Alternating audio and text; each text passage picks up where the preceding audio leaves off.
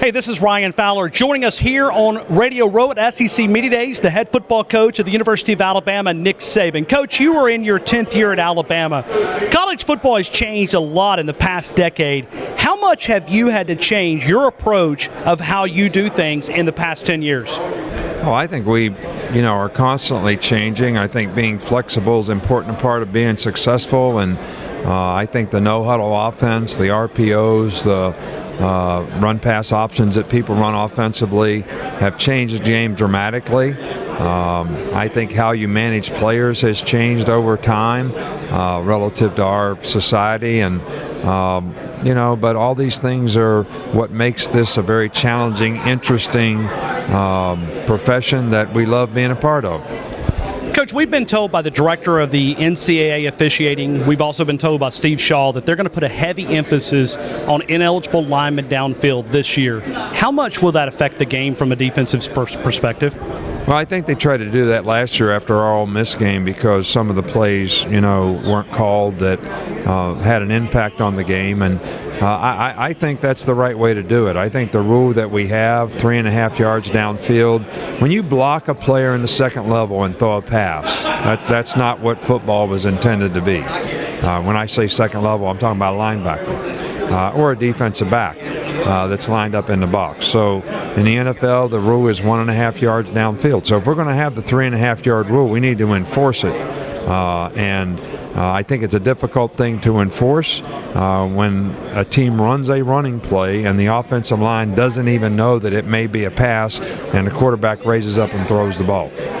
Coach, you've won 105 games at Alabama. You've won 4 national titles in the last 7 years. The fan expectations every single day on my show are, when's Alabama going to win the next national title? How do you deal with those expectations?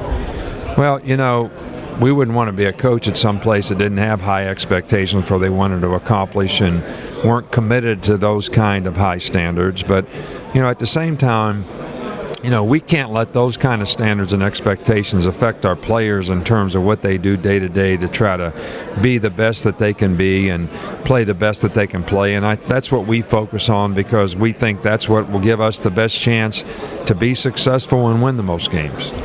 Coach, when you look at a player and you're trying to recruit him, I know we're not able to talk about recruiting, what do you tell him about the expectation of playing for you at the University of Alabama?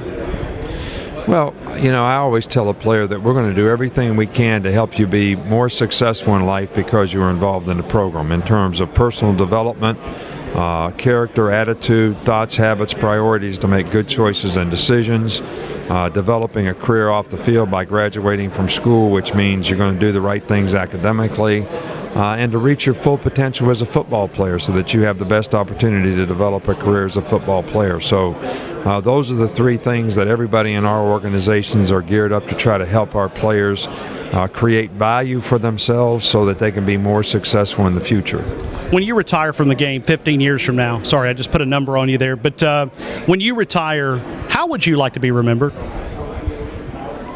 I think I would like to be remembered as somebody that did it the right way, that had a lot of class in how he represented the institution that he represents, and had a lot of success helping players be successful. Could you have imagined the success that you've had at Alabama? Well, it depends on how you measure success, and we've had our share of failings too because I think the players that didn't win, the teams that didn't win, certainly had enough talent, and we failed to develop that talent into the kind of skill to achieve what they were capable of achieving. So, we have our share of challenges and things that we would like to do better as well. In our community, Miss Terry is so influential. She does a great job of serving our community in Tuscaloosa, whether we're talking about Nick's kids. Can you help us understand her role behind the scenes in supporting you in what you're able to accomplish?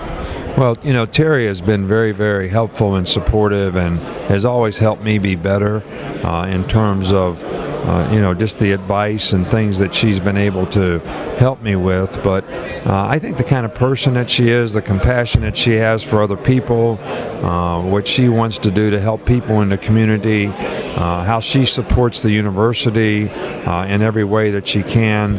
I think it's been very, very significant in helping us be successful, because that's a very positive image that has been important to our legacy as people, and that's very important to us.